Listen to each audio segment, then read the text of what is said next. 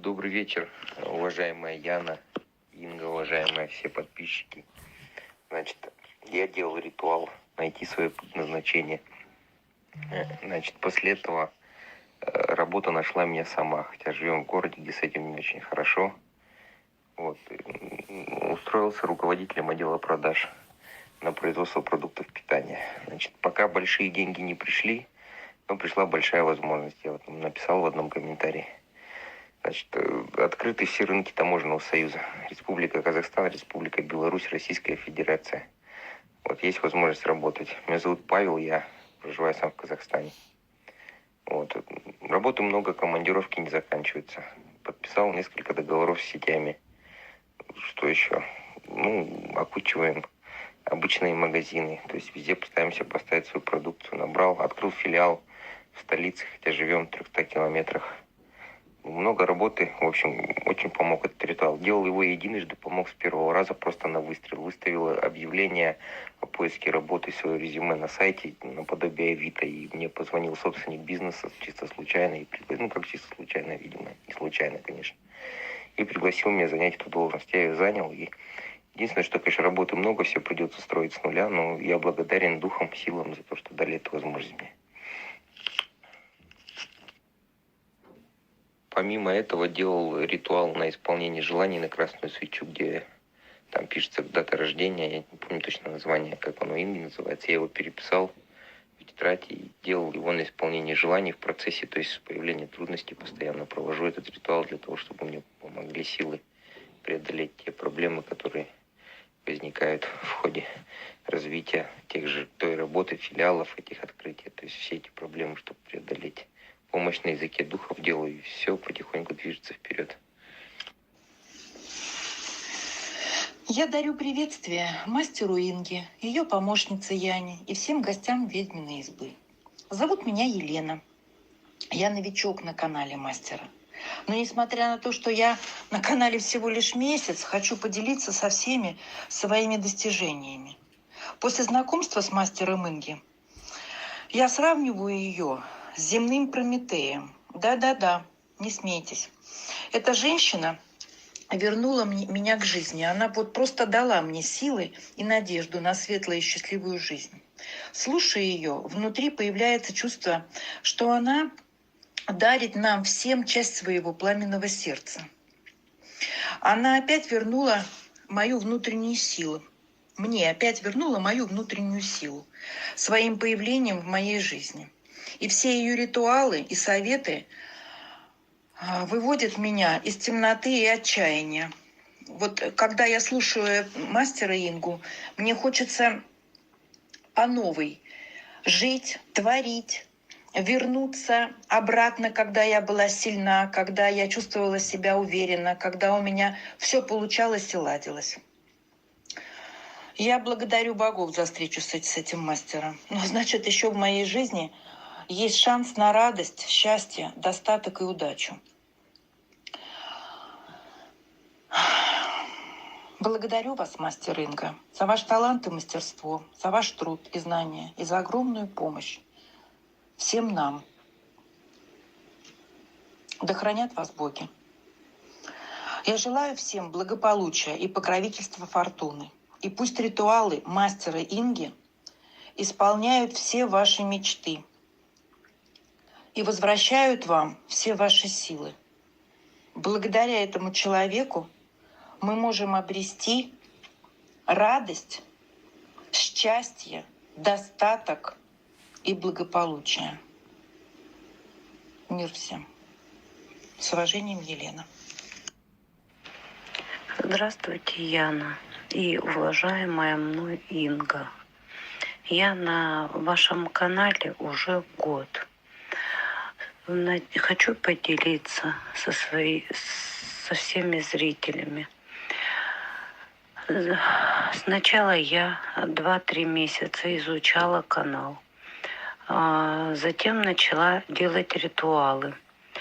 Но что-то я, видимо, делала не так.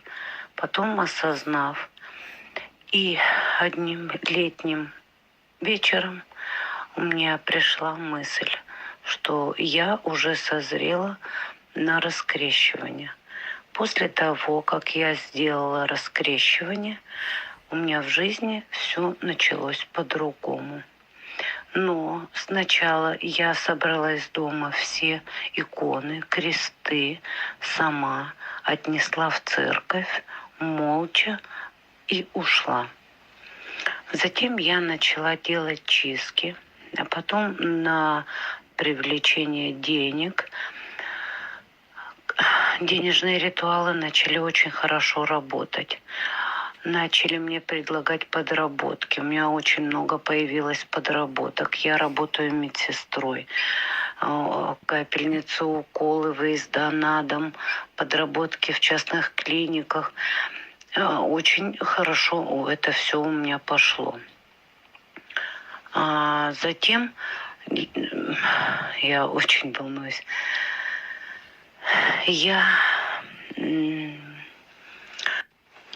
Я очень благодарна Инге. Она для меня богиня, не побоюсь этого слова. Ее портрет, фотография стоит у меня на полочке. Ахура Мазда, фотография его, я прониклась к нему очень сильно. Его слушаю песни. Он мне даже во сне один раз приснился. Зашла в магазин, купила фортуну. Продавец говорит, она у нас того года, уже год стоит. Я думаю, она ждала только меня. Я ей очень поклоняюсь. А самое главное, у меня сейчас очень большая уверенность в себе. У меня нету ни страха. И я твердо стою на ногах. Это только благодаря Инги, что она меня привела к моим богам. Огромное ей спасибо. Дай Бог ей здоровья. Здравствуйте, Инга. Яна, здравствуйте. Всем здравствуйте, подписчикам канала «Ведьминая изба» Инга. Хотела поделиться результатами, переменами в своей жизни. Я могу сказать то, что мне очень помогают шепотки вот на здоровье, которые есть. Это вот прям очень отличный результат. Но я вообще фанат чисток. Мне очень чистки нравятся. Ну, я считаю, что у меня, когда какие-то застои в жизни бывают, вот чистки, это прям самое то, прям все открывается. Ну и когда очень бывают какие-то проблемы такие большие очень, тогда, конечно, я на врагов делаю. Вот. Ну, много вот сейчас всех не перечислить даже. Я много, которые делала ритуалы, но любимая вот у меня очень на банковской карте я люблю. Вот прямо это вообще, это очень хороший результат. Все действенные. То есть время от времени я разные делаю постоянно. То есть сначала одни делаю, потом мне хочется что-то другое. Я не могу сказать то, что я в комплексе делаю. То есть, ну, не один там, а много довольно-таки делаю за раз. Я не могу сказать, что вот прям один только сделал и это, но они все отлично работают. Такие очень хорошие результаты. Я очень всем довольна. Спасибо Инге, то, что я познакомилась с каналом «Ведьмина изба». Вот, узнала настоящую магию. Яне спасибо, то, что Яна книги отправляет. Я уже 2 приобрела. Добрый вечер, уважаемая Инга, уважаемая Яна. Я хотела бы оставить для вас свой аудиоотзыв о ваших ритуалах и моем применении. Познакомилась я с вашим каналом недавно. Мне переслали один ритуал на избавление от нищеты. Я его внимательно прочитала, и я внимательно ознакомилась со всем каналом. У меня первые несколько дней даже такая как жажда была в изучении, в познаниях. Я все читала, записывала. Я даже для себя сделала определенные папочки, рассортировала ритуалы, которые мне понравились. Завела записную книжку, куда я выписывала, что в первую очередь я хотела бы сделать и что я делала. Начала я с ритуалов скинуть бедность с себя, скинуть нищету и продолжила ритуалами очистки. Э, Делаю я их только первый месяц, делала я ритуалы еще и на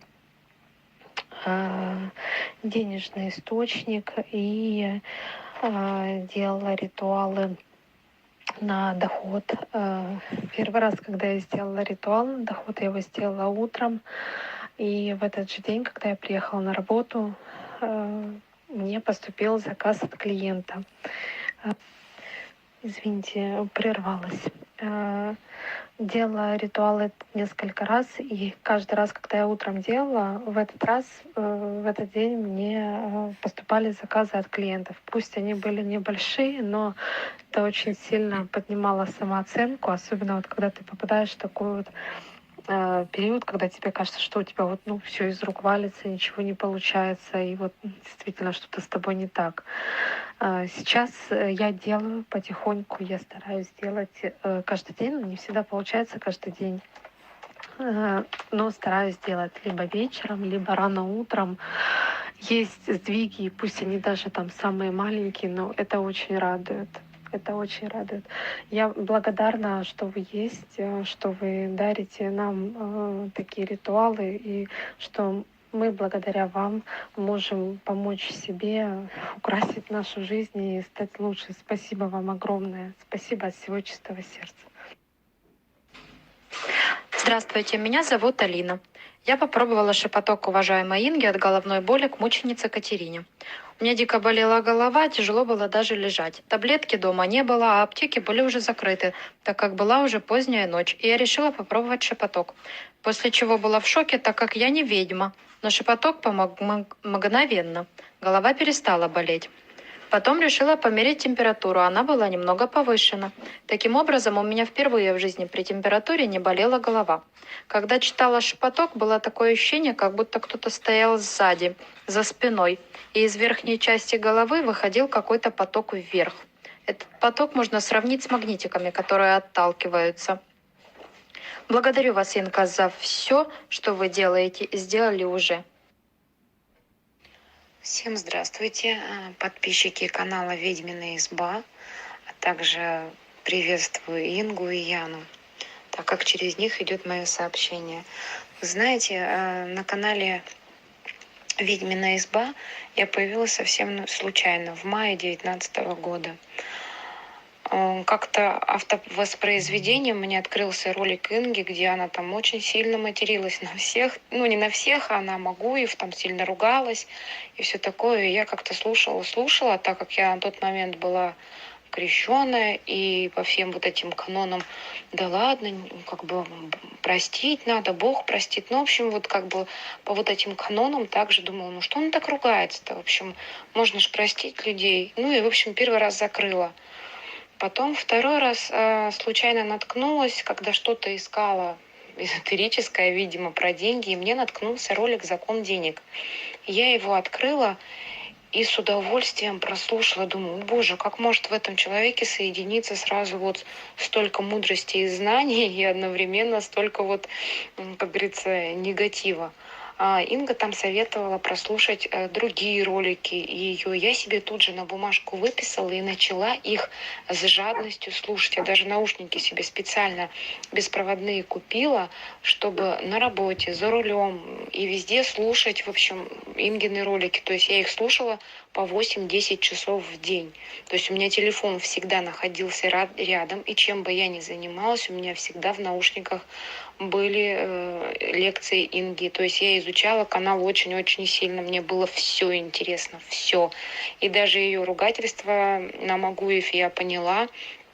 И стала относиться к этому совсем по-другому. С чего я начинала? Начинала я с шепотков. Например, вот помню, Инга рассказывала про то, как она в детстве еще там тетрадки свои нашла детские, читала «Утро доброе, солнце вечное, позволяю себе быть богатой, да будет так, аминь».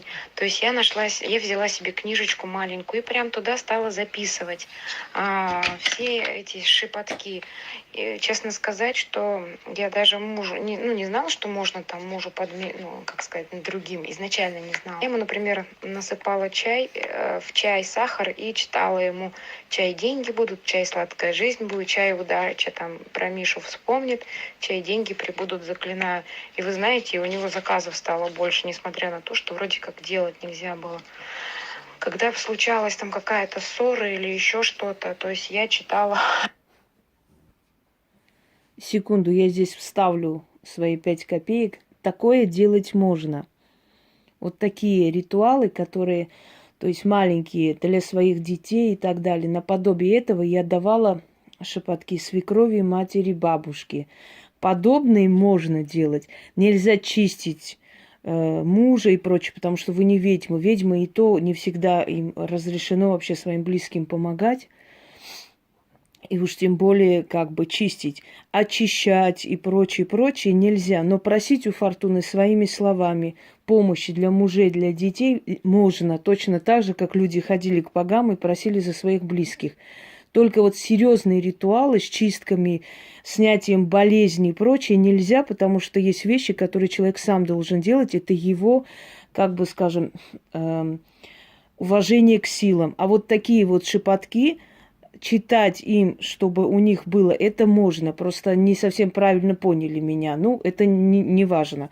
Главное, сейчас я вам говорю. Так что это можно делать для своего мужа. Вот подобные, которые, скажем так, не опасные, не сильные, не глубинные, не очень темные такие работы можно. Нельзя только очищать. Нельзя вместо него там привлекать денежную силу, если у него серьезные проблемы. А вот попробовать своими словами обращаться к богам за него можно. Можно такие маленькие шепотки делать. Это тоже относится к шепоткам матери, бабушки. Можно своим сыновьям вот это делать. Я сейчас не помню, где эти шепотки были, как называлось. По-моему, дела торговые, насколько я помню. Или денежный сохран. Ну, найдете сами. Вот такие маленькие, такие шепотки, они, казалось бы, маленькие, такие вроде простые, но они очень сильные. Это можно делать. Можете продолжать, не бояться. Извиняюсь, но должна была это сказать и уточнить. Продолжим. От мужниной лютости называется бабка Соломонида, зашей его устам. То есть это первые слова такие. Не мой дед, тоже там как бы буквально вот несколько слов. И вы знаете, реально раз, хоп, он развернулся, замолчал, ушел на второй этаж в спальню, все, ссора прекратилась. Ну вот как-то так. Ну, в общем, помогала не раз. Далее, значит, такие вот небольшие заговоры, да, то есть мне нужно было ездить за город на машине мужа, пока он мою там отправил в сервис, то есть, чтобы было понятно, мне нужно было ехать в заповедную зону, а там всегда милиция, ну, в смысле, полиция, а самое интересное, что я не вписана была в страховку, а это штраф, и отогнать машину могут на штрафстоянку. Вот, то есть можно было лишиться и второго автомобиля. Вот, что я делала? Я читала от проверок и ревизии называется. Идет князь меня проверять, а я облачусь в тумане князь не ходи. Ну, в общем, вот и далее по тексту. Потом есть шепоток-невидимка, как слепая сова муравья не видит, так и ты меня не увидишь. Истина да будет так. И от проверок называется госслужащим. Ваши глаза отвожу, казенные люди, на вас мороку навожу. То есть вот такие вот. И еще один такой 7 раз его надо было читать. Называется «Стать невидимой». «О духи, встаньте за моей спиной, ведите меня тайной тропой». То есть вот я их читала, прямо вот перед тем, как ехать на работу, я садилась, их все вначале прочитала, потом поехала. С работы выезжала, также их вот набирала, в смысле доставала книжечку, читала, поехала. То есть я проезжала даже мимо ДПСников, они вот как будто в этот момент, то им кто-то позвонил, они меня не видят, то они кого-то другого остановили, они меня не видят. В общем, так я проездила 2,5 недели, и меня никто ни разу не остановил. Хотя, в принципе, как говорится, могли бы. Ну, кто-то скажет стечение обстоятельств, а я скажу, что мне эти заговоры помогали. Изначально у меня не было фортуны, но я ставила на подоконник на кухне кофе, говорила: это тебе, моя дорогая фортуна, зажигала свечу, читала рок изобилия, виват фортуна. В общем, такие вот небольшие, и с работы всегда было все хорошо. То есть вот такие маленькие результаты. Здравствуйте, уважаемые Яна и Инга. Я, конечно, давно на канале нахожусь. Я делала чистки, начальные чистки, убирала безденежье, вот все, вот, как говорится, во всех ритуалах, все выполняла беспрекословно. Медленно, но все что-то продвигалось. Честно, не ощущала. Но потом я поняла, у меня все меняется в лучшую сторону. Где-то к сентябрю месяца у меня с мужем была договоренность много-много лет назад, что он квартиру на меня перепишет или жена сына, когда он повзрослеет. Ну, мы эту тему опустили. Ну, маленький был как бы, ну и ладно. Проходит время, достаточно 20 лет прошло. Прошло 20 лет, я к нему как-то обратилась, уже сын вырос, как бы девушка своя есть уже. Он ни в какую, я отдам государству, и 5-10. Я провожу ритуал с ключом, и все, и забыла. И тут в один прекрасный момент он мне говорит: давай мы, Вер, перепишем квартиру на тебя, сделаем куплю-продажу. Мы переписываем квартиру на меня, и пошло потихонечку все вот эти бумажные действия, все очень мгновенно. Я окрыленная, я просто окрыленная. Все идет как вот просто замечательно. Я настолько окрылена вашими ритуалами, вашими рассказами, вашими лекциями. Вот я работаю, но у меня между работами очень большое количество времени. Я беру деньги, правда, в кредит и еду в Москву, закупаю товар. Арендую палатку, думаю, ну все, я буду делать, все получится. Ну, должно получиться, но не может такого быть. Моя была ошибка в том. Я потом поняла, опять недавно, буквально день-два назад, я слушала вашу передачу о законе денег. Думаю, ну что ж мне не продается? А вот и не продается. Когда я ехала, я уже поделила деньги. Я уже раздала долги. Я уже все сделала. Понимаете, а нельзя было. И тут вы говорите: девочки, вы можете обидеть силу денежную и все такое прочее. Вы 7 дней хотите просить прощения у богини Фортуны. И до меня доходит. И действительно, я это сделала, я обидела. Я обидела силы денежные. Вот теперь, ну, вот сейчас я прошу прощения у своей богини Фортуны. Надеюсь, она меня простит и услышит. Вот такие у меня события в жизни. Благодаря вам я очень благодарна. У меня нет подруг. У меня, правда, нет подруги, с кем я могла разговаривать вот, доверительно. Я, как и многие все, я просыпаюсь с вами, я тут же включаю, что вы выложили, я слушаю, разговариваю с вами, советуюсь. Вот у меня честно, никого нет, кроме вас. Вот я имею в виду как вот подруга, как человека. Вы молодой человек, и вы настолько, ну вообще, у меня нет слов. Я восхищена вами. Как вот многие тысячи людей. Действительно, мы восхищены вашим умением донести знаний. Это палата знаний, это кладезь, всемирный кладезь. Низкий-низкий поклон вам, Инга. Нижайший поклон. Здравствуйте, Инга, здравствуйте, Яна, подписчикам канала. Хочу рассказать свою историю встречи с духами. Это было 10 лет назад. Нет, мы встречу с духами пока пропустим. Я не глядя запись включаю. Видите, я сама не знаю, что там. встречу с духами потом, это отдельно. Здравствуйте всем. Записываю второе аудио, потому что в одно все не умещается, а истории разные и ритуалы разные, поэтому записываю второе. Напомню, что на канале «Ведьмина изба» я с мая 2019 года очень подробно изучала канал, слушала все, ну не все, но в общем, какие только возможно лекции. В общем, у меня изначально не было фортуны, я ставила просто кофе на подоконник, зажигала свечу и читала там Аве Мари, Аве Фортуна, Рок изобилия, Дай нужная фортуна. Вот, и в это лето мы решили с мужем сменить обстановку и поехать на юг поработать. Перед тем, как ехать, в группе «Ведьмина изба» ВКонтакте я спросила у людей, узнающих, ну, кто уже давно там пользуется ритуалами Инги, спросила, какие ритуалы лучше сделать перед тем, как ехать в дальнюю дорогу. Мне посоветовали сделать защиту на камне обсидиан, сделать защиту дома, дух порога, потом для тех, кто в пути.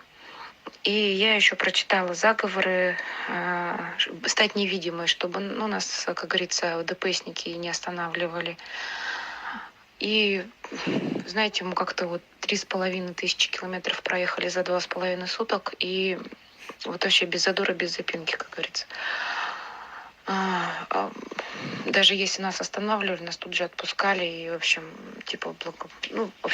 желали счастливого пути. Вот, когда мы приехали на юг, у нас первые 2 или 3 дня вообще ничего не складывалось, вообще ничего. И я подумала, что мне нужно срочно, наверное, найти статуэтку фортуны. И вы знаете, прямо рядом с пляжем оказался магазинчик, где увидела я ее на витрине. Я мужу сказала, я пойду, наверное, ее куплю. Он такой, может, потом, попозже. Я такая говорю, нет, наверное, сейчас. Хотите, верьте, хотите, нет. Я принесла ее домой. Прочитала 3 ритуала. 3. Рок изобилия, Дай нужная фортуна, Аве Фортуна. Все, что у меня было записано в моей книжке. То есть я все это прочитала. Вот кто-то скажет, что это сказочно, но на следующий день и все стало меняться. Я заработала свои первые деньги, то есть больше, чем в Омске, да, как бы за первый день работы. Ну, не за первый день работы, а за сутки, в общем. Далее стало все вставать на свои места, то есть у мужа, у сына. В течение недели прям все изменилось, ушли. Я дополню здесь, дорогие друзья, боги всегда видят, насколько человек искренен. Если вы на первое место ставите свои удовольствия, а потом уже поклонение им, они точно так же на второе место вас поставят. Но когда человек, она сказала, я вначале куплю ее статую, а потом уже остальные дела. Просто в ней это была уверенность, что когда она покажет, дело не в статуе, вы поймите, статуя это всего лишь дань почитания, статуя это всего лишь уважение к божеству. Когда в древние времена люди воздвигали капища, да, и чуры или статуи богов, не сами боги стояли на земле, это дань уважения, это связь, поддерживать связь и показывать свою благосклонность и благодарность силам. И когда человек первым делом ставит, самое главное, как всегда, опять звонят, хоть 100 раз говори, первым делом ставит поклонение, а потом уже свои дела, тогда боги, они сразу замечают человека. Она правильно сделала. Она не сказала, я заработаю, сначала получится, потом как-нибудь. Нет. Она сказала, я сначала куплю, то есть я сначала покажу свое уважение к богине Фортуна, а там будь что будет. И она не прогадала. Вот так всегда и делайте. То есть первое поклонение, там же много не нужно. Это же не миллионы стоят на самом деле, не миллионы требуют от вас боги. Им не нужны ваши деньги. Все, что есть на земле, принадлежит им. На самом деле, понимаете? Они хотят видеть от вас готовность, благодарность. Им это нужно. Видеть ваш порыв, желание. Послушаем дальше, если нам, конечно, не помешает опять звонками. Не нужны люди, которые нам мешали. В общем, мы получили те должности, которые нужно было. В общем, все так, как нам именно, как мы планировали. Вот, я своим мужчинам, значит, говорю, вы посмотрите, я говорю, стоило мне только ее принести домой, стала я читать каждое утро перед выходом, зажигать ей свечу, сделала ей свой уголок, алтарь, как бы все, то есть и все изменилось. Прям вот доходы пошли. И сын стал тоже читать, он купил себе свою фортуну, он у себя в комнате читал, я у себя читала, в общем. И, в общем, как-то все пошло. Вот мужики, они все такие. Женщина сначала верит и потом получает. Мужчина сначала получает, потом верит. Если мужчина один раз увидел, что ваше почитание фортуне дало результат, его потом за уши не оттащишь. Он больше тебя будет читать. Мужчина, он более, извиняюсь, он более расчетливый, чем женщина.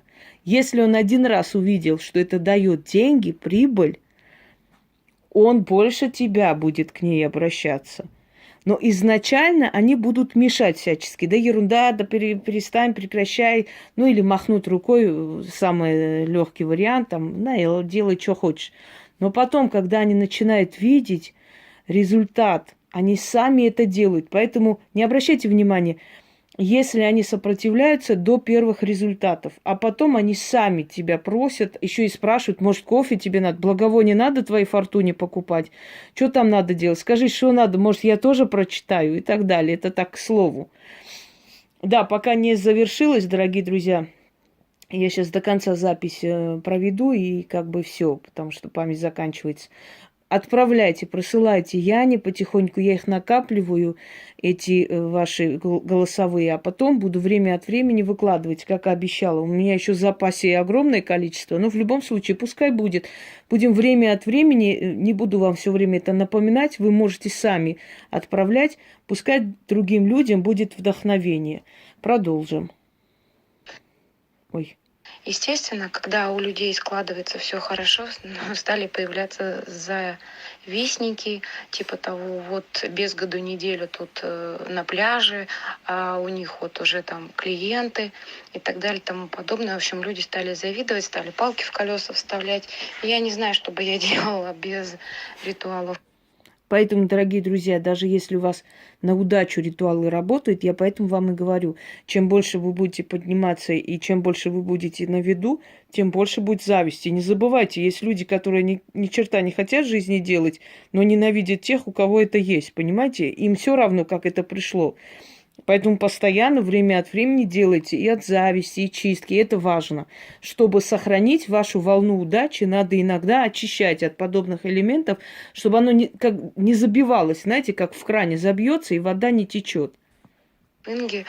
Но, в общем, сделала я черной зависти. Вернее, мы с сыном вместе сделали. И тот человек, который меня очень сильно обидел, и который за спиной клеветал на меня, в общем, он разбился на мотоцикле, причем очень сильно. Пожалуйста. Другой парень, который там завидовал сыну, он сломал руку. Еще были люди, которые там падали в обморок. Ну, вот в течение дня на работе прям вот стояли, бум, в обморок упали. Кто-то себе там в глаз постоянно тыкал, кто-то травмировался. В общем, постоянно что-то происходило. Одна девочка, в общем, хотела нырнуть, прям всем телом упала, ударилась об море. Как? Как это можно было? Ну, в общем, как-то так. А вот не надо завидовать, как говорится. Вот, потому что тебе люди в глаза улыбаются. Зависть — это не только чувство, это еще и желание, чтобы у тебя все было плохо. Да.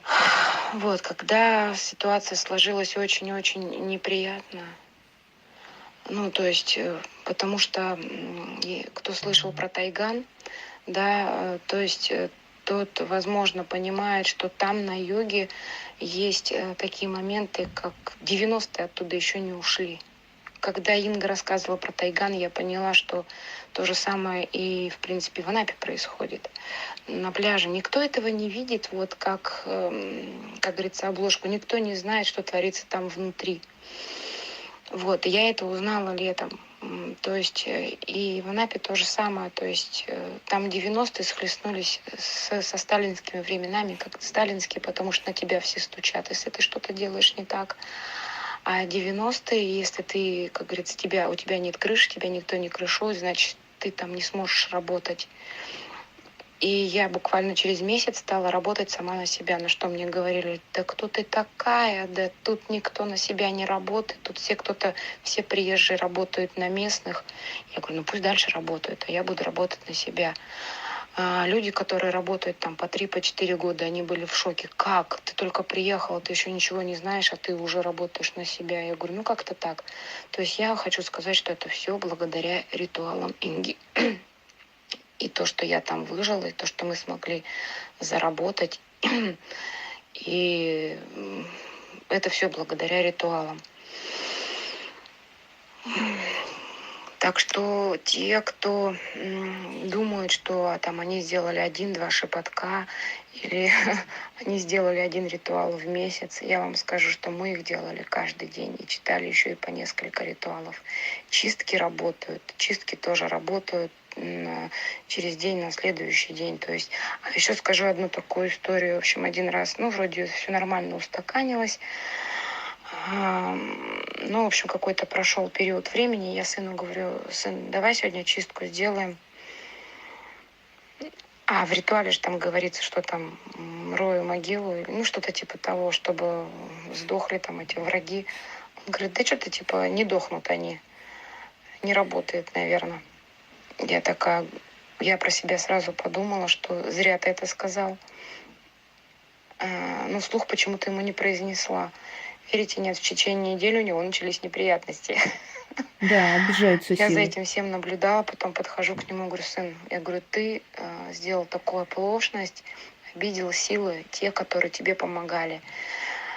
У тебя нет столько силы, чтобы они сдохли. Ну ты посмотри, один заболел, другой руку сломал, третий разбился. Все-таки ритуалы-то работают. Ты посмотри, ты получил ту должность, которую ты хотел. Все сложилось именно так, как ты хотел. Я говорю, а сейчас ты говоришь, что они не работают. Давай, наверное, зажги свечу фортуне. Иногда люди получают что-то, а потом вот в чем-то им не понравилось, и они говорят, да, если бы работало и так далее. Нельзя так делать, дорогие друзья. Вот, например, у этой женщины, да, я так понимаю, силы окружили ее огромной просто стеной и не дали, потому что она бы там не выжила. Они могли бы сжечь их, это предприятие, они бы могли бы им навредить. Видите, они словно видели, злились, но ничего делать не могли и не делали. Нельзя сомневаться, если тебе тем более столько помогли. И потом, что касаемо сдохли, не обязательно, чтобы ваши враги прям умерли. Потому что смерть чья-то – это большая ответственность, понимаете? Поэтому силы не хотят перекладывать на вас такую большую ответственность. Они наказывают, но если даже умрет кто-либо, значит, этот человек заслужил. Силы просто так невинного человека наказывать не будут, это однозначно. Но они не желают такой груз на твои плечи. Они просто наказывают по справедливости, и все на этом. Ведь он тебя не убил, он тебя завидовал, он же не убил тебя, понимаешь? Он же не пытался тебя убить.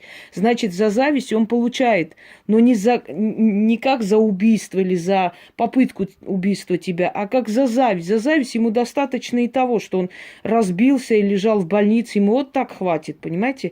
То есть сила тоже не кровожадная, не хочет, чтобы человек, который обращался, был кровожаден. Пусть он умирает. Нет. Достаточно того, что он прошел, достаточно того, что он испытал, что он пострадал так сильно. Этого хватит. Этого тоже хватит.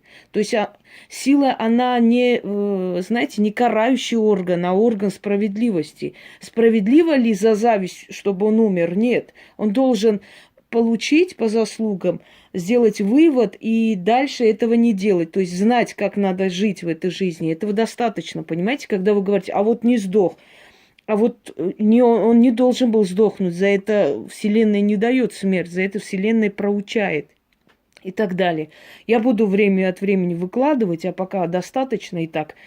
Странно, что памяти хватило. Обычно он на 33-й минуте заканчивается. Но сегодня решили духи, наверное, до конца вам показать. И в следующий раз я еще раз буду выкладывать время от времени. Вы можете отправлять Яне, она просто будет сохранять в нашем общем форуме. Я иногда буду для того, чтобы у других людей было вдохновение, желание жить и делать. И правильно, не раз в месяц делать какой-то шепоток, а пробить эту стену, показать силам свое рвение. А разве плохо, когда ты получаешь и деньги, и должности, и защиту?